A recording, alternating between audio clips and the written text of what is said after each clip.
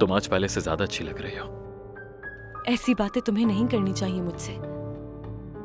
तुम मुझसे ऐसे बात क्यों कर रही हो? वजह यह है कि तुम मिस्टर लुइस के बेटे हो। मैं उनका बेटा हूं तो इससे क्या फर्क पड़ता है मरीना? क्यों फर्क नहीं पड़ता? और यहाँ क्या कर रहे हो तुम? जाओ तैयारी करो शादी की।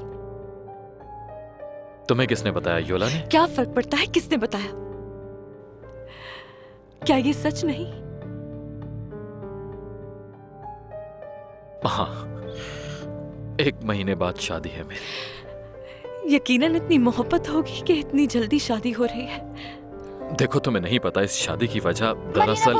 अल्बर्टो, आप मेरे डैड से मिलने आए हैं? नहीं, तुम्हारे भाई से मिलने आया हूँ, लीनो से। हाँ ठीक है, मैं उससे बुलाती हूँ।